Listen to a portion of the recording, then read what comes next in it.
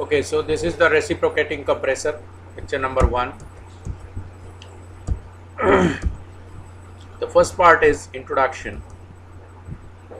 Compressors is a thermodynamical device which used for enhancing the pressure, and this work is this particular thing is provided by absorbing work from some other devices. That means कि compressor अपने आप से कोई भी work नहीं कर सकता है जब तक कि उसको कुछ आप सराउंडिंग से वर्क ना प्रोड्यूस करें। कंप्रेसर्स आपने गैस टरबाइंस में देखे थे और वहाँ पर आपने देखा था कि जो शैफ्ट है कंप्रेसर का वो टरबाइन के साथ अटैच है। टरबाइन एक पॉजिटिव वर्क डिवाइस है जो कि वर्क प्रोड्यूस करती है, तो जो उसका वर्क प्रोडक्शन था उसको कंप्रेसर यूज़ करता है और कंप्रेसर का मेनली जो वर्क है वो प्रेशर ऑफ द फ्लूइड जो है उसको इन्हांस करना है, एटमॉस्फेरिक प्रेशर से इंक्रीज करना होता है। स्कीमेटिक बहुत सिंपल सी है। आप इस तरह का शेप आप देख रहे हैं। जनरली डायग्राम्स जो बनाए जाते हैं कंप्रेसर्स के वो कुछ ऐसे होते हैं, जिसमें आप यहाँ पर कंडीशन देख रहे हैं। This one is air in at condition P1, V1 and T1 and the work is required from the surrounding. Definitely heat is transferred. Basically compressor is non heat interacting devices, so Q की ज़रूरत नहीं है because we are considering this is a purely insulated part. There is no part of heat is transferred from compressor system to the surrounding. And after that this value is P2, V2 and T2, and ये तीनों value आपको ज़्यादा मिलेंगे। P2 value भी high मिलेगी, T2 value भी high मिलेगी and volume भी आपको हाई मिलेगा। Is that clear? And this particular term is known as the compressed air or compressed fluid. If air is in, so it's a compressed air. If fluid is in, that means it's a compressor fluid. Compressors को हम classify कैसे करते हैं? Compressors can be classified in the following different ways. There are the different ways to classify. The first one is जो basic है, based on the principle of operation. So based on the principle of operation, compressor can be classified as positive displacement compressor and non-positive displacement compressor. सबसे पहले positive और non-positive displacement compressor समझते हैं। से for example कि जैसे ये चीज़ मैंने यहाँ पर बनाई, ये इस तरह का एक कंप्रेसर का डिवाइस मैंने यहाँ पर बना दिया। This is the compressor device and से फॉर एग्जांपल जो यहाँ पर वॉल्यूम है, ये जो वॉल्यूम है, ये जो सिस्टम है आपका, this one is the system, this one is the system, और ये जो एयर है ये पूरी की पूरी एयर, ये जो बॉडी है, बॉडी ऑफ एयर, इसको मैं बॉडी ऑफ एयर बोलूँगा, बॉडी ऑफ फ्लूइड बोल सकते हो आप। इस बॉडी ऑफ फ्लूइड को आप कंप्रेस कर, ये पूरी चीज़ स्टैटिक, मतलब ये पहले कंप्रेस होगा and then another body is coming inside the compressor body and further फिर वो उसको इनहेंस करेगी। यानी ये बॉडी पहले यहाँ पर कंप्रेस होके ये बाहर आएगी, ये बॉडी जो है फ्लूइड की ये कंप्रेस्ड होके बाहर आएगी, फिर दूसरी बॉडी यहाँ पर बनी, फिर दूसरी बॉडी को आगे पुश किया गया। So this type of things are known as the positive displacement compressor. And what are the non positive displacement compressor?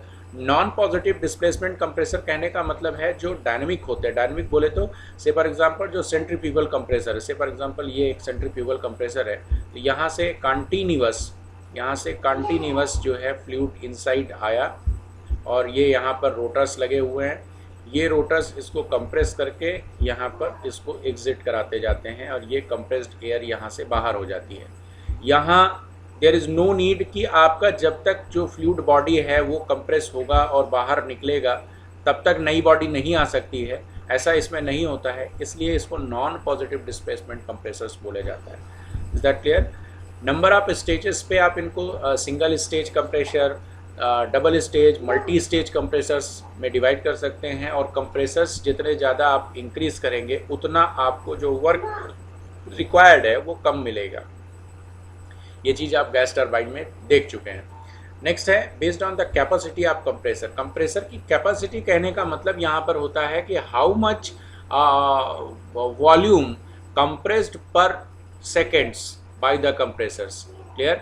जैसे मैं किलोग्राम पर सेकंड की बात करूं कि एक कंप्रेसर है, उस कंप्रेसर की जो कैपेसिटी है वो है, मान लेते हैं 200 किलोग्राम पर सेकंड। एक कंप्रेसर है जिसकी कैपेसिटी है 250 किलोग्राम पर सेकंड।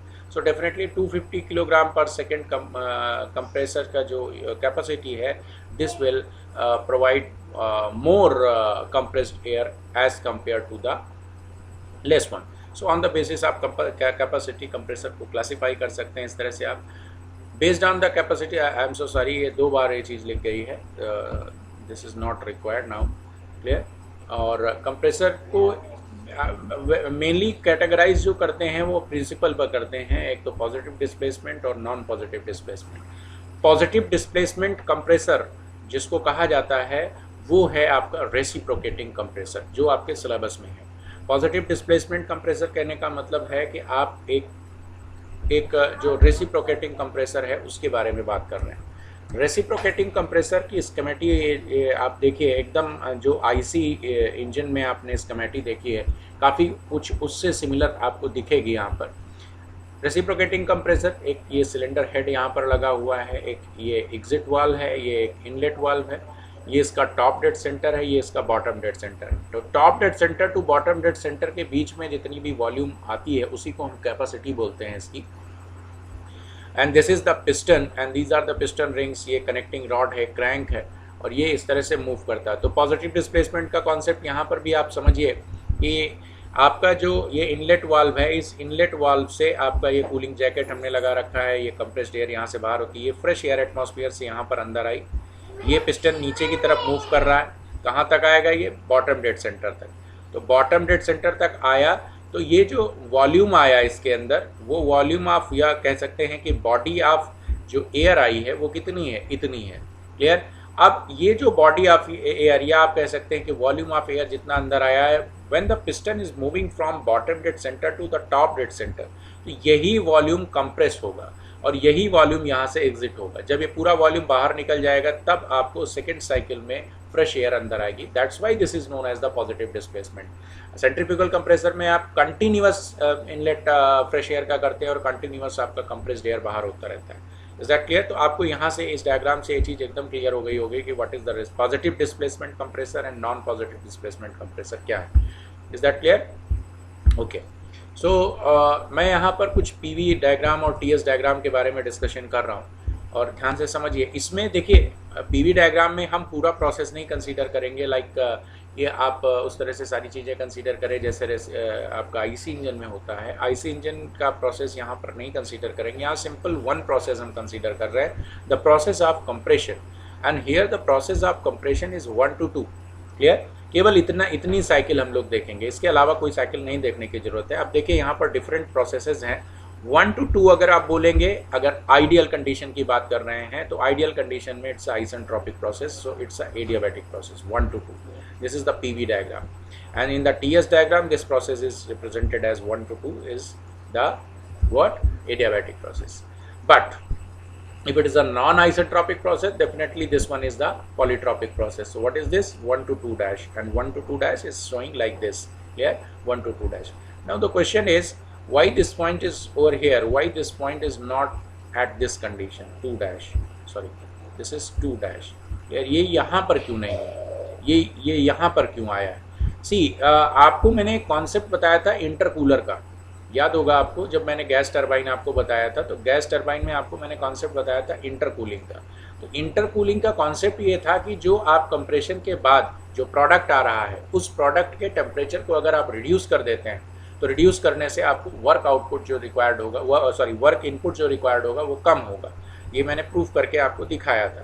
सो ये पॉइंट अगर इंटरकूलर नहीं लगाते हैं तो कुछ ऐसा शो होगा, लेकिन अगर इंटरकूलर है तो ये पॉइंट कुछ आपको रिड्यूस्ड टेम्परेचर में दिखेगा. Is that clear? लेकिन without intercooler it is not possible. So 1 to 2 dash is a polytropic process, and 1 to 2 double dash if we are considering another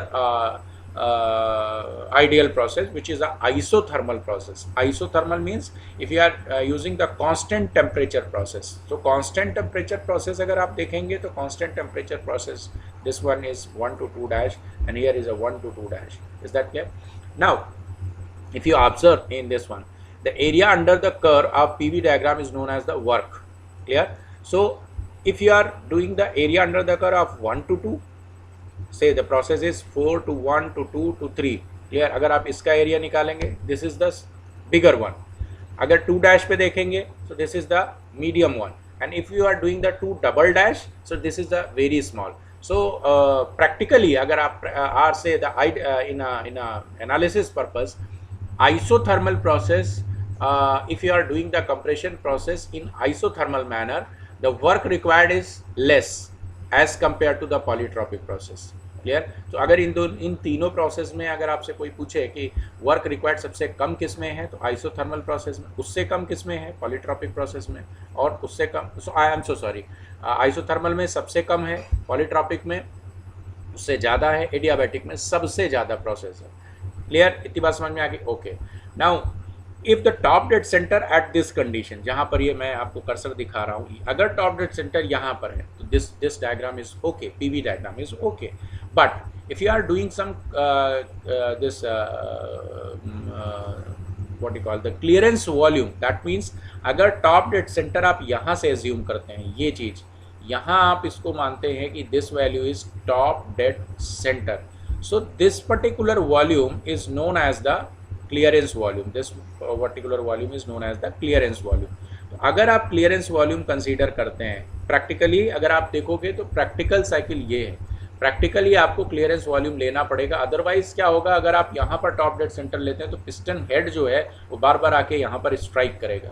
तो there is a lots of energy loss and as well as the loss of metal also, क्योंकि बार बार impact होगा तो उसकी वजह से इसकी strength reduce होगी.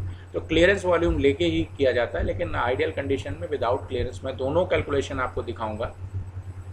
तो ये प्रोसेस आपको समझ में आया होगा. देखिए यहाँ पर जो क्लियरेंस वॉल्यूम के साथ स्ट्रोक वॉल्यूम का मतलब मैंने आपको बताया, पहले भी बताया था कि the volume between top dead centre to bottom dead centre is known as the stroke volume. Clear? तो स्ट्रोक वॉल्यूम आपका टॉप डेड सेंटर, देखिए प्रोसेस कैसे हुआ यहाँ पर, this is 4 to 1 and 1 to 2. 4 to 1 कौन सा प्रोसेस है? 4 to 1 प्रोसेस आपका ये है कि आप यहाँ पर वॉल्यूम को सक कर रहे हैं, this is a suction process.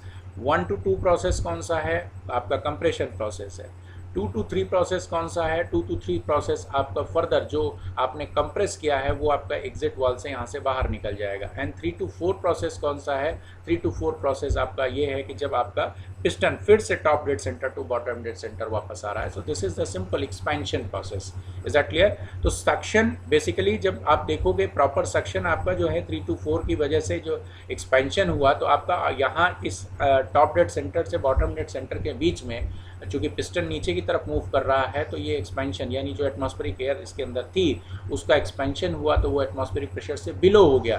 तो ऑटोमेटिकली इस वॉल में आउटसाइड एटमॉस्फेरिक एयर है और below side below atmospheric pressure है, तो ऑटोमेटिकली ये पिस्टन आपका ये वाल्व आपका ओपन हो जाएगा और फ्रेश एयर अंदर आ जाएगी. इसी को आप सक्शन बोल रहे हो. क्लियर? तो सक्शन वॉल्यूम आप यहाँ पर देखोगे कितना वॉल्यूम सक किया है. तो the volume sucked is between 4 to 1. Is that clear? This is the 4 to 1. Technically, अगर आप देखोगे how much volume is sucked, तो the volume is sucked is 4 to 1. Is that clear? जैसे आप यहाँ without clearance volume आप चीज़ें देख रहे हो, तो without clearance volume में sucked volume is equal to the stroke volume. But if you are doing the clearance volume, sucked volume is more. I am so sorry. Sucked volume is less as compared to the stroke volume. ये PV diagram से आपको यहाँ पर clear. Basically जब आप work की बात करते हैं तो PV डायग्राम में ज़्यादा आप इसको समझ पाएंगे. तो ये इसकी बेसिक वर्किंग है. और इसको मैं इसमें आइसोथर्मल अगर प्रोसेस लेंगे तो आइसोथर्मल इफिशिएंसी, आइसोथर्मल वर्क अपन actual indicated work. Actual indicated work का मतलब ये होता है कि आप जो इंडिकेटर डायग्राम का मतलब क्या होता है ये भी मैं बता देता हूँ. इंडिकेटर डायग्राम वो डायग्राम्स होते हैं जिनमें आप कोई भी प्रोसेस आइडियल नहीं कंसीडर करते हैं. से फॉर एग्जांपल जैसे मैंने यहाँ पर आपने देखा कि मैंने इसको बोला कि आइसोबारिक डिस्चार्ज है या आइसोबारिक सक्शन है. So it's not isobaric, pressure constant नहीं हो सकता, there is some variation is there. Clear? तो अगर आप पूरी साइकिल एक्चुअल कंसीडर करेंगे तो these are known as the indicated diagram. तो इंडिकेटेड डायग्राम की एनालिसिस बहुत कॉम्प्लेक्स हो जाती है क्योंकि कोई भी प्रोसेस डिफाइंड नहीं होता है. इसलिए इंडिकेटेड डायग्राम एक अप्रॉक्सीमेट वैल्यू आपको दे सकता है जब आप प्रॉपर जो आइडियल कंडीशन का प्रोसेस है उसको आप समझ लें. Now let us consider the first one without clearance volume. मैं यहाँ पर वर्क डन आपको कैलकुलेट करके दिखा रहा हूँ और डिफरेंस आपको दिखाऊंगा कि जब आप विद क्लियरेंस वॉल्यूम लेंगे तो क्या होगा। Now if you are doing the without clearance volume, तो मैं इस पीवी डायग्राम को कंसीडर कर रहा हूँ। What is the work done area under the curve of the PV diagram? बहुत आसान है बताना। तो सिंपल मैं यहाँ पर एरिया अंडर द कर्व ले रहा हूँ। देखिए कैसे इसको कैलकुलेट किया गया है। See in this one, this is the particular area, clear, plus this area minus this area. इस पर्टिकुलर एरिया को आप सब्ट्रैक्ट कर देंगे तो आपको एरिया अंडर द कर्व मिल जाएगा। Is that clear? ये बात समझ में आ गई आपको? ओके, तो एरिया अंडर द कर्व, तो मैंने P2 V2 लिया, ये वाला एरिया P2 V2, ये वाली बात समझ में आ गई, ठीक। P2 V2 हो गया। और दूसरा एरिया क्या है आपका? ये वाला। ये कौन सा प्रोसेस है? ये आपका पॉलीट्रॉपिक प्रोसेस आप कंसीडर कर रहे हैं। आप पॉलीट्रॉपिक प्रोसेस यहाँ पर एजम्पशन में लिख लीजिएगा। We are considering the polytropic process for the compression. So this one. अब आप कहेंगे सर डैश होना चाहिए, ऑफ कोर्स डैश होना चाहिए, लेकिन बार बार मैं डैश नहीं लिख रहा हूँ क्योंकि यहाँ पर मैंने केवल ये लिख के आपको दिखाया था कि किस में वर्क डन कम होगा, किस में वर्क डन ज़्यादा होगा। बेसिकली 2 पॉइंट लिखने में सही रहता है, इसलिए मैं 2 पॉइंट लिख रहा हूँ। तो डोंट कंफ्यूज कि आप यहाँ पर 2 पॉइंट लिख रहे हैं और यहाँ पर आप पॉलीट्रॉपिक प्रोसेस लिख रहे हैं। No, it's not like that कि now we are assuming this 1 to 2 process is a polytropic process, क्योंकि बेसिक साइकिल में वो कंसीडर कर रहा हूँ। So this one is P2 V2 minus P1 V1 upon n minus 1। ये बहुत आसानी से आप कर सकते हो, पीवी डायग्राम है। And the governing equation is PV to the power n is equal to constant, clear. ये बहुत आसानी से आप कर सकते हो कि वर्क डन आपको कैलकुलेट करना है। तो this one is integral of, this is P into dV. This is a positive displacement work, so this is a P dV work, and the process is 1 to 2 in between state. So if you remove this P by C upon V to the power n, और ये कर सकते हैं, मैं अभी इसको discuss नहीं कर रहा हूँ। Now next one is आप इसको सब्ट्रैक्ट करेंगे, this one is P1 into V1, ये आपने सब्ट्रैक्ट कर दिया, क्लियर। तो simply this is P2 V2 minus P1 V1 and this one is plus P2 V2 minus P1 V1 upon n minus 1. So if you are doing the P2 V2 minus P1 V1 common आप ले लेते हैं, तो this is the 1 plus 1 upon n minus 1. So this is simply n upon n minus 1 P2 V2 minus P1 V1. So this is the work done if you are doing the without clearance volume. Is that clear? थोड़ा सा इसको modification करते हैं, क्योंकि मैं इसको pressure के terms में भी लिख सकता हूँ, वॉल्यूम के टेम्परेचर के टर्म्स में भी लिख सकता हूँ। टेम्परेचर के टर्म्स में मैं इसको लिखने की कोशिश कर रहा हूँ। n अपॉन n माइनस 1, यहाँ से P1 V1 मैंने कॉमन लिया, this is P2 V2 upon P1 V1 minus 1 and this is the simply P1 V1 to the power n is equal to constant. Now V2 by V1 is further replaced in the pressure terms because we are considering the pressure ratio. This P2 by P1 is a pressure ratio. So this is the n upon n minus 1 P1 V1. So V2 by V1 को आप change कर सकते हैं. This is P2 by P1 to the power n minus 1 upon n minus 1. Is that clear? So this is the term when we are writing in the pressure and volume terms. If you are writing the things in the temperature terms, by assuming that whatever the fluid is considered in the compression process is ideal gas. Say here we are considering the air, so air you just assume for this analysis air act as an ideal gas. There is an assumption is required for this.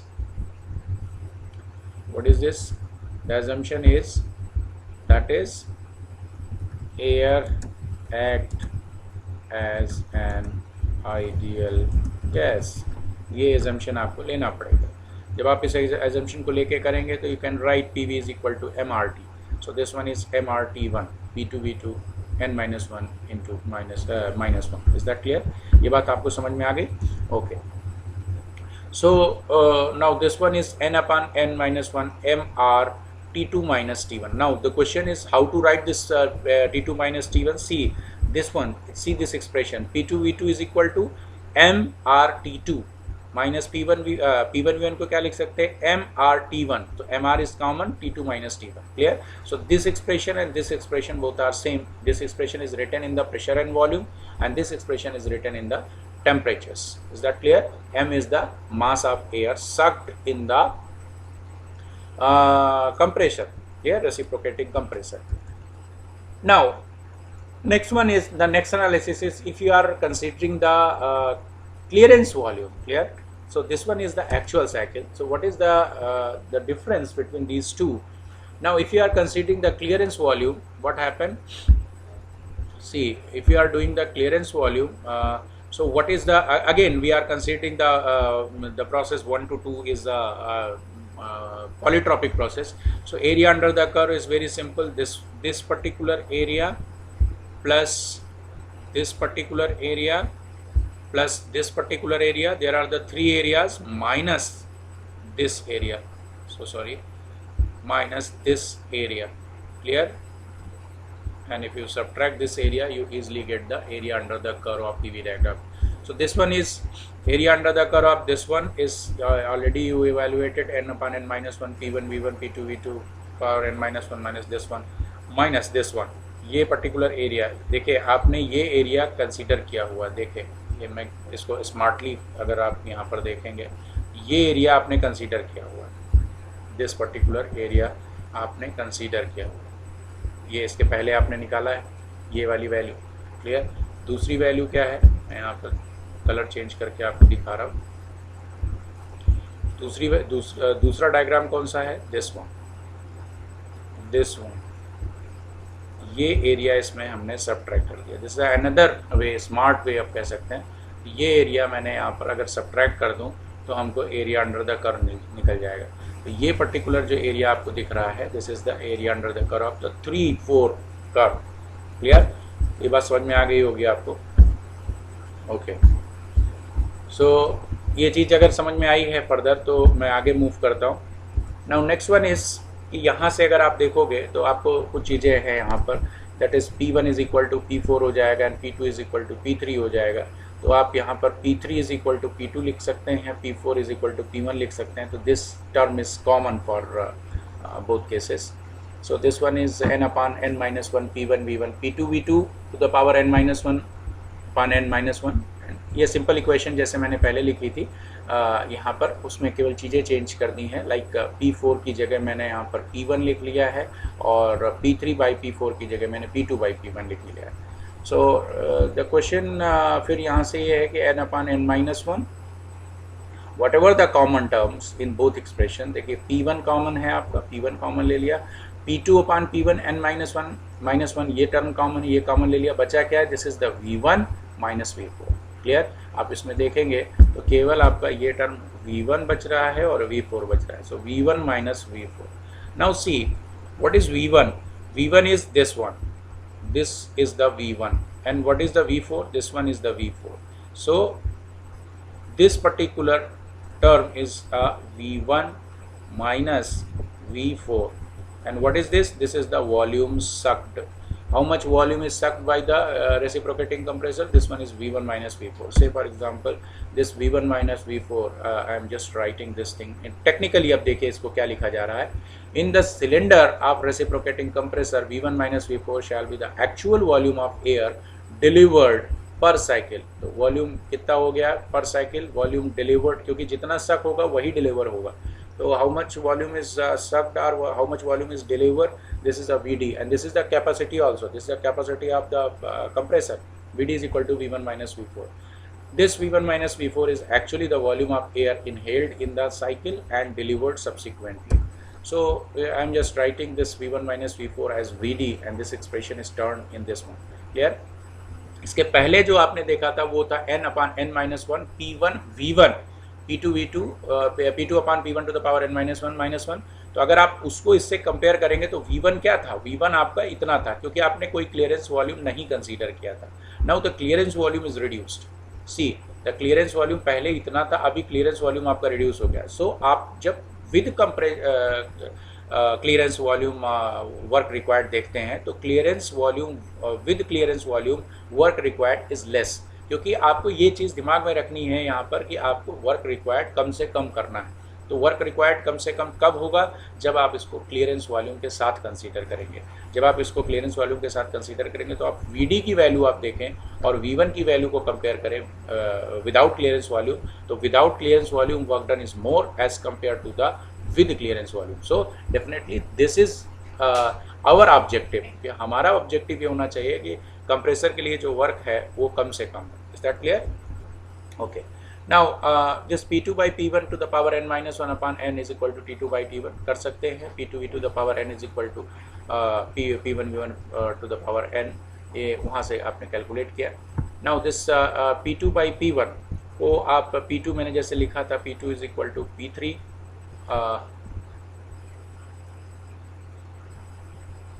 I think by mistake it is written like this one is okay, no issue.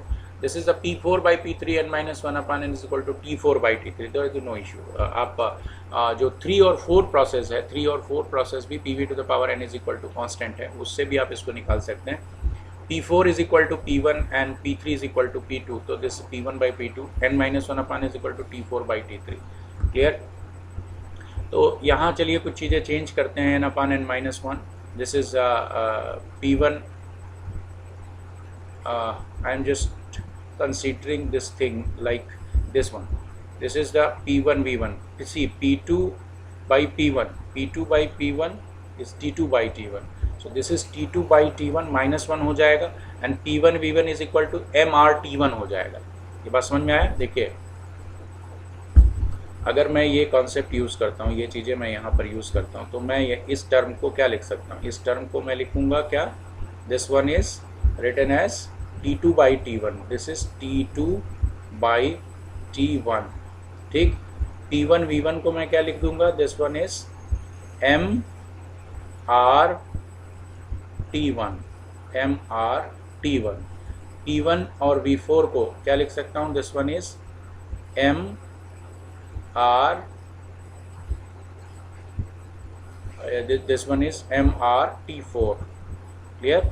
और P2 by P1 to the power n minus 1 को क्या लिख सकता हूँ, P2 by P1, P2 by P1 को T2 by T1 लिख सकता हूँ मैं, सो this one is T2 by T1 and this one is minus 1 हो जाएगा। So this term T2 by T1 minus 1 is common for both cases and MR is common for both cases and n upon n minus 1 is common. So n upon n minus 1 and this one is MR। आप देखिए यहाँ एक चीज़ और है, ये जो मास है, मैं अभी यहाँ पर इन जनरल बात कर रहा था, तो मास को मैंने बोला था कि mass is uniform. Now in this case I am not considering the mass is uniform. MR T1 कौन सा है, जो मास आपका यहाँ पर इंसर्ट किया था, this one is the M1, ये जो मास यहाँ पर इंसर्ट किया ये दिस वन, क्लियर। तो क्लियरेंस वॉल्यूम के बाद जो एक्सपेंशन प्रोसेस हो रहा है, इस एक्सपेंशन प्रोसेस के थ्रू यहाँ पर जो मास आ रहा है, this one is M2, so that's why I am considering this one is P1 V1 is equal to M1 RT1 and this is the P4 V4, basically it is a P4 V4, तो P4 V4 अगर आप consider करेंगे, so this one is the M2 some another mass. P1 V1 कौन सा मास है, P1 V1 वो मास है जो आपका फ्रेश एयर के साथ में इंटेक किया है, क्लियर, जो फ्रेश एयर यहाँ पर इंटेक कर रही है, क्योंकि ये इंटेक पॉइंट है, क्लियर। तो P1 V1 is equal to M1 RT1। और जब आप यहाँ पर देख रहे हैं, जब आपका दोबारा फ्रेश एयर आ रही है, तो दोबारा फ्रेश एयर पहले वाले एयर के बराबर होगी, नो, मे बी पॉसिबल कि आपका क्लियरेंस वॉल्यूम की जो एयर है, ये जो क्लियरेंस वॉल्यूम में बची हुई एयर है, ये जो क्लियरेंस वॉल्यूम, इसको समझिए आप, क्लियरेंस वॉल्यूम में भी आपकी कुछ एयर होगी, से for example this is the M। तो जब आप यहाँ पर सक्शन कर रहे होंगे, तो क्या ये सक्शन M1 के बराबर होगा, no, this value may be this value is less than M1, why, because already suction जहाँ जो क्लियरेंस वॉल्यूम है उसमें भी आपकी कुछ एयर है, और वो एयर आपकी फ्रेश एयर के साथ, क्योंकि पूरा जो वॉल्यूम है वो कितना इंटेक हो सकता है, केवल TDC टू BDC यानी जो वॉल्यूम सक्ड हो रहा है उसी के बीच में हो सकता है। तो जो एयर इंटेक कर रही है वो एयर पहले जो फ्रेश एयर जब इंटेक की थी उस वाले मास से डेफिनेटली कम होगी। यहाँ पर M2 value is less than the M1। Is that clear? ये आपका एक्चुअल अगर मैं कंसीडर कर रहा हूँ। Now substituting the constantly of the temperature during suction and delivery, work done required with clearance volume is n upon n minus 1 M1 RT1 minus M2 RT2 T2 minus T1 upon T1। now this one is n upon n minus 1 M1 minus M2, ये सारी चीज़ें समझ में आ गई होगी। and this M1 value मैंने जैसे कहा था, M1 value is more as compared to M2, and here this one is M1 minus M2 is the actual air, clear, M1 minus M2 is the actual air sucked. So this one is the mass of air. If you want to calculate, this is per kilogram of air. So this one is n upon n minus 1 R T2 minus T1 per kilogram of air के basis पे calculate कर सकते हैं। Thus m1 minus m2 denotes the mass of air sucked or delivered. For unit mass of air delivered, the work done per kilogram of air can be given as. So single acting compressor, अगर मैं अब यहाँ पर मैं दो चीज़ें बताता हूँ, सिंगल एक्टिंग और डबल एक्टिंग। सिंगल एक्टिंग और डबल एक्टिंग का मतलब ये होता है कि जो कंप्रेसर आपने देखा पिछले क्वेश्चंस में, जो आपने कंप्रेसर देखा था, ये सिंगल एक्टिंग का मतलब ये होता है कि जब आपका ये फ्लाई व्हील मूव कर रहा है, यानी when the piston is moving from top dead centre to bottom dead centre, इसी में केवल आपका सक्शन होगा। क्लियर? लेकिन अगर आपका जो डबल एक्टिंग सिलेंडर होगा, डबल एक्टिंग सिलेंडर में when piston moving from bottom dead centre to top dead centre, तो आपका यहाँ पर एक और अरेंजमेंट होता है, वहाँ से भी एयर इस साइड भी इंटेक करेगी। यानी कंप्रेशन, सिंगल एक्टिंग में कंप्रेशन केवल एक साइड में होता है, डबल एक्टिंग में दोनों साइड में कंप्रेशन होगा, यानी पिस्टन के इस तरफ भी कंप्रेशन होगा और पिस्टन के इस तरफ भी कंप्रेशन होगा, उसको डबल एक्टिंग करते हैं। डबल एक्टिंग में एक ही साइकिल में आपको ज़्यादा वर्क मिलता है। क्लियर? ओके। तो अगर मैं सिंगल एक्टिंग कंप्रेसर ले रहा हूँ और उसका जो आरपीएम है, जो आपका फ्लाई व्हील मूव कर रहा है, अगर वो n आरपीएम पर मूव कर रहा है, तो how much power input required assuming clearance volume, तो पावर रिक्वायर्ड जो वर्क डन आपने कैलकुलेट किया है, and this is multiplied by n। Work done को मैंने n से मल्टीप्लाई कर दिया तो वो पावर में कन्वर्ट हो गया। अगर ये डबल एक्टिंग होगा तो डबल एक्टिंग में this value is multiplied by 2n। Is that clear? अब इसका सबसे इंपॉर्टेंट पोर्शन आता है और वो है volumetric efficiency. What is the volumetric efficiency? Volumetric efficiency of compressor is the measure of the deviation from volume handling capacity of compressor. That means कि actual में आपको मैं बताऊं कि इसको मोटा मोटा अगर आपको समझना है कि वॉल्यूम इफिशियंसी क्या है, तो एक्चुअल कितना वॉल्यूम उसने डिलीवर किया कंप्रेसर ने और कितना मैक्सिमम पॉसिबल उसके अंदर आ सकता था, यानी कितना आइडियल कंडीशन के में वो डिलीवर कर सकता था, इसके रेशियो को आप वॉल्यूमेट्रिक इफिशियंसी बोलते हैं। तो volumetric efficiency of compressor is the measure of the deviation from the volume handling capacity of compressor. Mathematically the volume efficiency is given by the ratio of actual volume of air sucked and swept volume of cylinder. ये बात समझ में आया कि जितना swept volume है cylinder का, यानी मैक्सिमम पॉसिबल वही है, और एक्चुअल कितना, जैसे आप क्लियरेंस वॉल्यूम में देख रहे थे, तो उसका टोटल वॉल्यूम कितना होना चाहिए, वो होना चाहिए आपके स्वेप्ट वॉल्यूम के बराबर। आ कितना रहा है? This is the V1 minus V4। तो V1 minus V4 is the actual volume sucked, and swept volume जो है उसका वो मैक्सिमम पॉसिबल वॉल्यूम है, जो उसको जितना उसके अंदर एयर आ सकती थी। So ideally the volume of air sucked should be equal to the swept volume of the cylinder, but it is not so in the actual case. Practice the volumetric efficiency lies in 60 to 90%. अब इस चीज़ को आप ऐसे समझिए कि जब आप without clearance volume कर रहे थे, ठीक है, तो आपको वॉल्यूमेट्रिक इफिशियंसी 100% मिलेगी। जितना भी स्वेप्ट वॉल्यूम है उतना ही एयर सक्ड होती है। क्लियर? आइडियली मैं बात कर रहा हूँ। लेकिन आप विद क्लियरेंस वॉल्यूम देखेंगे तो विद क्लियरेंस वॉल्यूम में आपको वॉल्यूमेट्रिक इफिशियंसी कम मिलेगी, यानी एक्चुअल में आपको वॉल्यूमेट्रिक इफिशियंसी कम मिलती है। यही चीज़ यहाँ पर लिखी है। Practically the volumetric efficiency lies in 60 to 90%। Clearance volume कम रखेंगे तो आपका वॉल्यूमेट्रिक इफिशियंसी ज़्यादा मिलेगा। ये चीज़ यहाँ से आपको समझ में आया होगा। Overall volumetric efficiency, that means volume of free air sucked in the cylinder divided by the swept volume of lower pressure cylinder. अगर आप इसको मल्टी स्टेज कंप्रेशन कर रहे हैं तो volumetric efficiency refer to the free air conditions. Free air conditions का मतलब क्या हो जाएगा? Mass of air delivered per unit time, mass of air delivered per unit time, mass of air delivered per unit time divided by mass of air corresponding to swept volume of lower pressure cylinder per unit time for free air conditions. लेकिन आप simple एक चीज़ ये समझ लीजिए कि मैंने जो अभी आपको बताया कि आपका बेसिक मतलब ये है कि एक्चुअल में कितना वॉल्यूम वो कंप्रेस करके दे रहा है और कितना मैक्सिमम पॉसिबल वो दे सकता था, इसके रेशियो को आप वॉल्यूमेट्रिक इफिशिएंसी बोलते हैं। यहाँ पर मैं फ्री एयर की बात कर रहा हूँ, नॉर्मल एयर की बात कर रहा हूँ। तो सिंपल अगर मैं यहाँ पर एयर आइडियल गैस इक्वेशन की बात करूँ तो फ्री एयर के बारे में PA VA अपॉन TA हो जाएगा। एंड दिस वन इज, अगर मैं एक्चुअल में बात करूँ, स्टार्टिंग पॉइंट कहाँ से था? 1 से। तो P1 कितना वॉल्यूम सक किया है? V1 माइनस V4 कितना टेम्परेचर है? T1 exactly is equal to P2, and this one is V2 minus V3 upon T2, where subscript A is used for free air conditions. So what is the volume of free air condition? V1 is equal to P1 TA multiplied by V1 minus V4 divided by P1। Simple in दोनों equations को equate किया और यहाँ से V1 की value निकाल दिया। इसी को बोलते हैं free air delivery per cycle. ये जो वॉल्यूम है this is known as the free air delivery per cycle. Is that clear? तो the volumetric efficiency is equal to volume of air sucked refer to free air delivery divided by the swept volume. तो free air delivery में अगर आपको calculate करने को question में कहा जाता है तो this one is P1 TA, this is V1 minus V4 upon PA T1। Is that clear? ये बात समझ में आया? ओके। अब एक चीज़ मैं बता देता हूँ यहाँ पर कि मान लिया जो जनरल कंडीशन है आपको TA की वैल्यू फ्री एयर की टेम्परेचर्स नहीं दिए गए, तो यहाँ पर क्या हो जाएगा, अगर आपको नहीं दिया गया तो आपको इसका मतलब है कि जब आप एयर का है और इसका इन दोनों का टेम्परेचर सेम होगा। क्लियर? PA जो है वो P1 के बराबर हो जाएगा। क्लियर? अगर आपको नहीं दिया हुआ है कि फ्री एयर जो है उसका टेम्परेचर और प्रेशर क्या है तो आप वही कंसीडर करेंगे जो इनलेट का टेम्परेचर और प्रेशर होगा। क्लियर? तो अगर क्वेश्चन में दिया हुआ है कि फ्री एयर जो है उसका प्रेशर इतना है, टेम्परेचर इतना है, और जो कंप्रेसर में इनलेट का कंडीशन है वो इतना इतना है।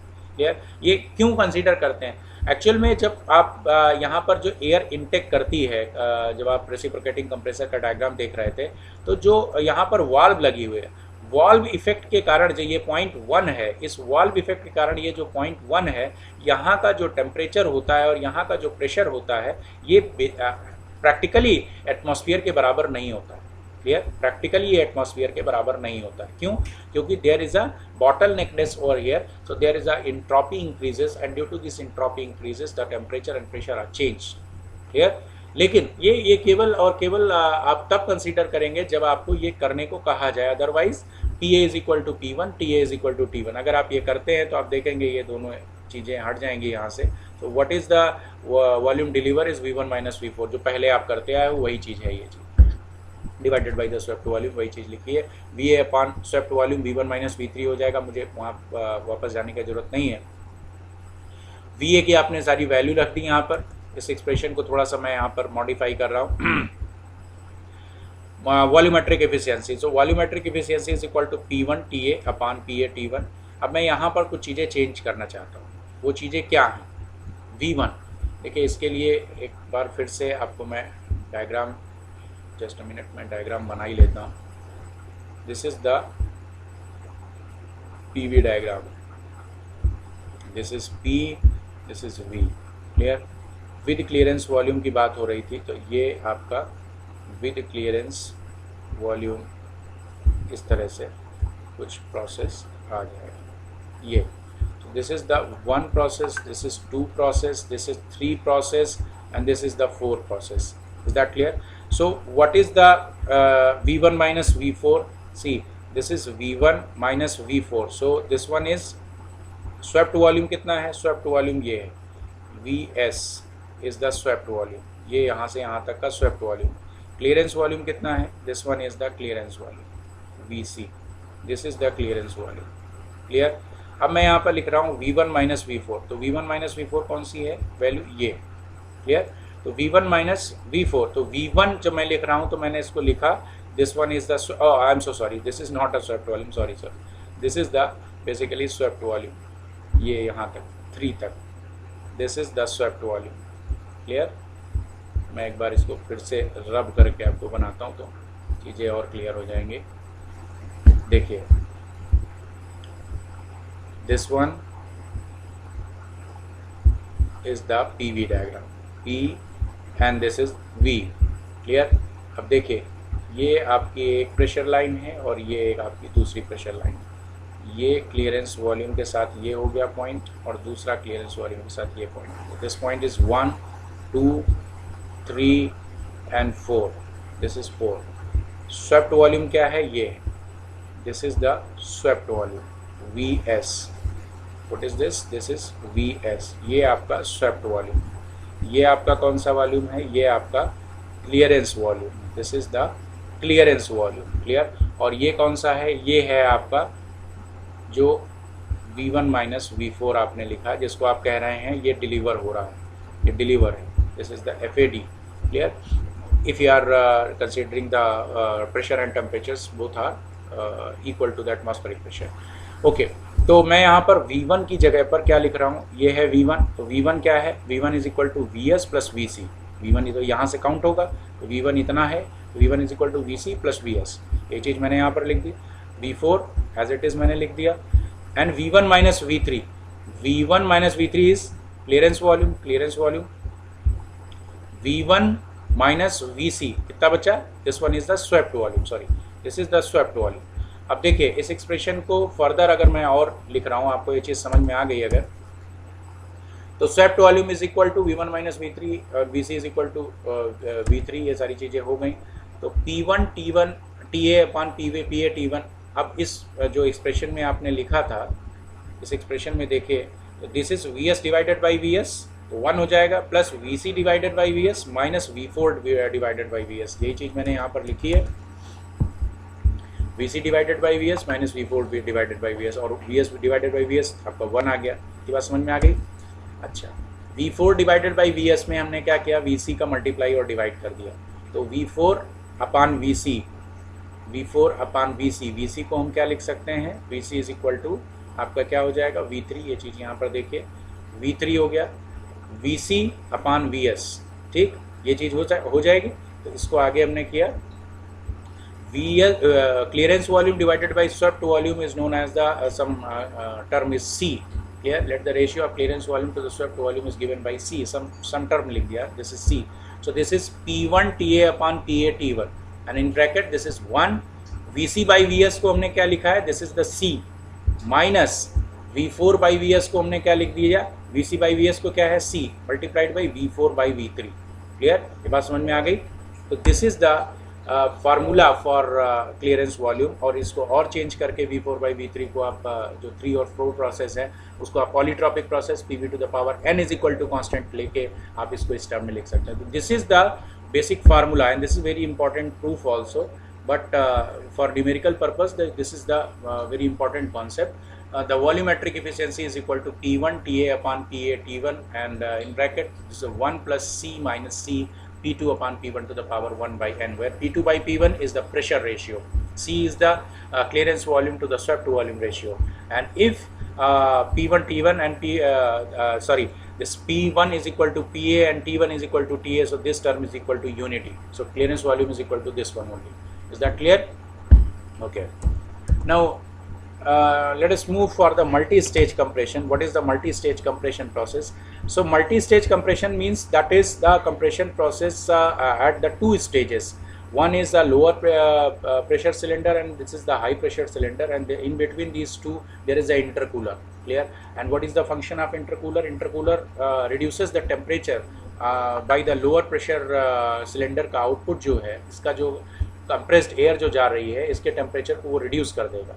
टेम्परेचर रिड्यूस करने से बेनिफिट क्या होता है, देखिए जब आप टेम्परेचर इंक्रीज करते हैं तो temperature is inversely proportional to the density, density आपकी क्या होगी, वो रिड्यूस कर जाएगी क्योंकि टेम्परेचर आपने बढ़ा दिया है। डेंसिटी रिड्यूस करने का मतलब क्या हो जाता है, डेंसिटी रिड्यूस करने का मतलब होता है कि आप उसके वॉल्यूम को इंक्रीज आपने कर दिया है। आप ज़्यादा वॉल्यूम इंक्रीज करेंगे तो आपको जो सिलेंडर है वो बड़े साइज़ का लगाना पड़ेगा।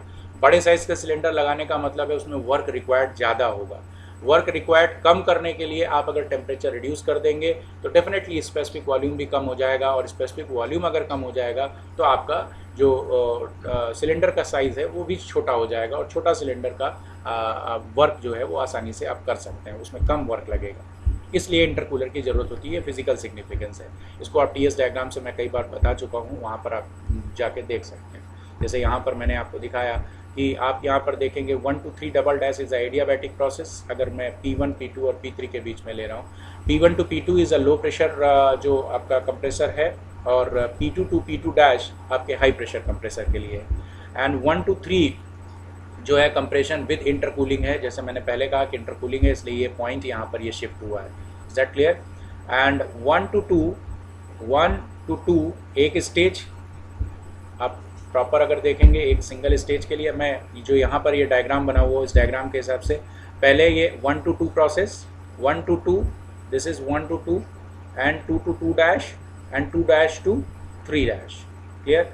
ये मैंने इसलिए ऐसा दिखाया आपको कि ये पॉलीट्रॉपिक प्रोसेस में मैं इसको दिखा रहा हूँ। आइसेंट्रॉपिक में पूरी इंट्रॉपी कांस्टेंट होगी, लेकिन पॉलीट्रॉपिक में आपका प्रोसेस कुछ ऐसा मूव करेगा। क्लियर?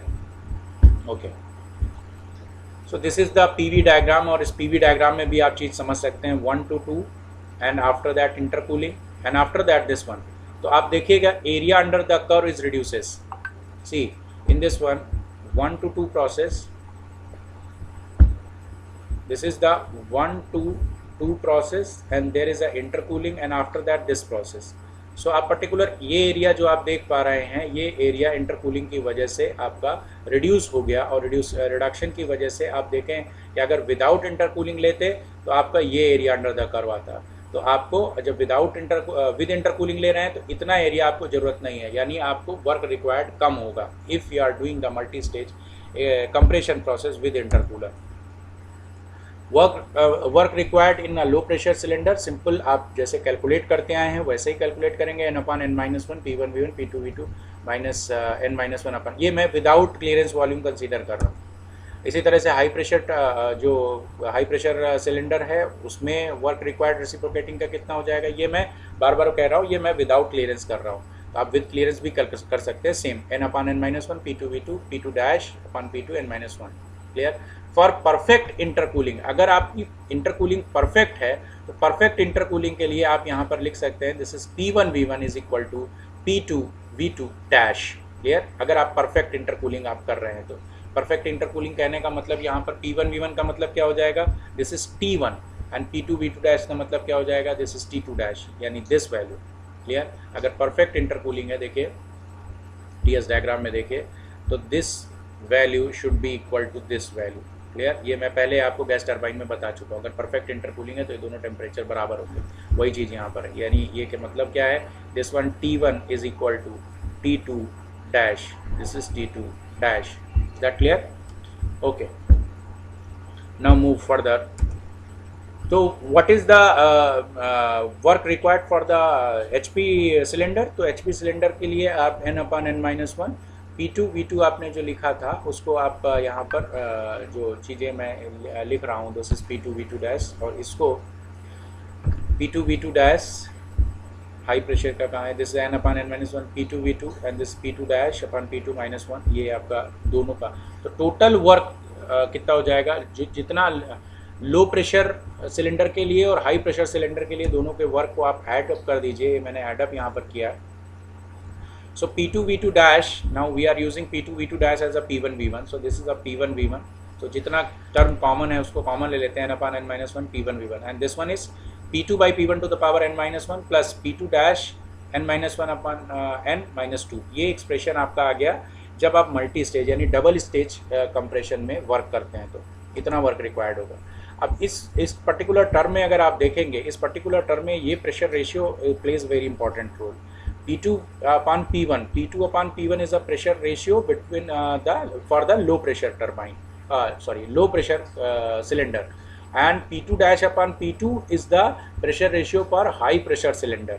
तो ये दोनों वर्किंग सब्सटेंस, ये दोनों टर्म जो हैं वो दोनों टर्म आपको ये बताएंगे कि वर्क रिक्वायर्ड कब मिनिमम होगा। इसके लिए हमने क्या किया, हमने जो P2 इंटरमीडिएट प्रेशर है उसके रिस्पेक्ट में इसको डिफ्रेंशिएट कर दिया P2 के रिस्पेक्ट में। तो this is the d/dP2 function जो है ये।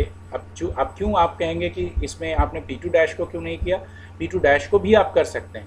क्लियर? लेकिन हमने इंटरमीडिएट प्रेशर को रखा है कि इंटरमीडिएट जो प्रेशर है उसके रिस्पेक्ट में या तो वो कम होगा या तो वो ज़्यादा होगा या तो वो इक्वल होगा। यही चीज़ ये कंडीशन लेते हुए हमने यहाँ पर d/dP2 रखा। n/n-1 इस पूरे फंक्शन को हमको डिफरेंशिएट करना है विद रिस्पेक्ट टू P2। तो डिफरेंशिएशन बहुत सिंपल सा है, यहाँ पर ये टर्म कॉमन हो जाएगा, कांस्टेंट हो जाएगा n/n-1 P1 इसको कॉमन ले लिया, तो d/dP2 इतना टर्म केवल बच रहा है, this P2 by P1 to the power n-1/n plus P2 dash upon P2 to the power n-1/n-2। तो इसको सिंपल डिफरेंशिएट कर लीजिए, डिफरेंशिएट करके इक्वल करिए, and when you are doing the equal to 0, so what is the optimum condition, P1 to the power 1 minus n/n into P to the power -1 by n is equal to P2 dash n-1/n into P2 1 minus 2n/n। is that clear? okay, so simplify इसको करिए और simplify करने पर आपको मिलता है P2 square is equal to P1 into P2 dash। जैसे पहले आपको याद होगा मैंने किया था R2 is equal R is equal to R1 into R2, वैसा ही कुछ यहाँ पर भी आ रहा है, that is P2 square is equal to P1 into P2 dash, so what is P2 is equal to under root P1 into P2, clear. ये optimum condition है, या आप कह सकते हैं P2 by P1, clear. P2 by P1 का मतलब यहाँ पर क्या है, P2 by P1, this is the R1 and P2 dash by P2, यानी दोनों के प्रेशर रेशियो अगर सेम है, ये चीज़ तो मतलब हुआ P2 by P1 is the pressure ratio for the low pressure cylinder and P2 dash by P2 is the high pressure turbine. दोनों के प्रेशर रेशियो अगर सेम होंगे तब आपको जो वर्क है वो सबसे मिनिमम मिलेगा P2 बाई P1। मिनिमम कैसे, मिनिमम कैसे आपने कह दिया, इसको डबल डिफ्रेंशिएट करिए, डबल डिफ्रेंशिएट आपको जो है वो इस वैल्यू पर पॉजिटिव मिलेगा, तो आप कह सकते हैं कि जो वर्क है इस वैल्यू पर आपको मिनिमम मिलेगा। So this is P2 by P1 is equal to P2 dash by P1 to the power 1/2, clear. ये चीज़ आप यहाँ से कर सकते हैं। तो pressure ratio in a first stage should be equal to the pressure ratio in the second stage. In case of multi stage से आई नंबर, अगर मैं इसको जनरलाइज करूँ कि मल्टी स्टेज है, 4 स्टेज 5 स्टेज के लिए है, तो in case of multi stage से i number of stages for the delivery and suction pressure is Pi+1 and P1, delivery pressure Pi+1 है। तो optimum stage pressure ratio should be equal to the Pi+1 upon P1 to the power 1/i। Generalise आप कर दीजिए इसको, clear. 2 रखे थे तो आप देखिए यहाँ पर क्या था 2, अगर 3 रखेंगे तो दिस इज 1/3, अगर 4 रखेंगे तो दिस इज 1/4। तो ऑप्टिमम प्रेशर रेशियो कितना होना चाहिए, this is Pi+1 upon P1 for pressure stages P1 P2 P3 P4 and so on. Minimum work required generalize करके आप रख सकते हैं इसको, मिनिमम कितना वर्क रिक्वायर्ड होगा। अगर इस एक्सप्रेशन में आप ये कॉन्सेप्ट रख दें कि P2 by P1 is equal to P2 dash by P2, तो ये एक्सप्रेशन अगर आप यहाँ पर पुट करोगे तो आपको मिल जाएगा जो वैल्यू है वो मिल जाएगी, this is the n upon n-1 P1 V1 into 2, this is P2 P1 to the power n-1 -1। Is that clear? क्योंकि इनकी वैल्यू में एक चीज़ यहाँ पर रख दिया तो ये हो गया 2 टाइम्स 2 कॉमन ले लिया, तो this are 2 times of this, clear. तो अगर आप देखेंगे कि मल्टी स्टेज कंप्रेशन और इसको कंपेयर करिए सिंगल स्टेज कंप्रेशन से, तो मल्टी स्टेज में जो 2 स्टेजेस है तो this is the 2 times, clear. This is the 2 times जो मिनिमम वर्क मिल रहा है, this is the 2 times as compare to the single stage. तो ये ऐसे आप समझिएगा कि इसको 2 से मत देखिएगा, वो वहाँ पर जो है वो भी वर्क है, वो मिनिमम वर्क है और ये भी मिनिमम वर्क है, तो ये वाला मिनिमम वर्क ज़्यादा मिनिमम है as compare to this one, यानी मल्टी स्टेज कंप्रेशन करने में आपको बेनिफिट है।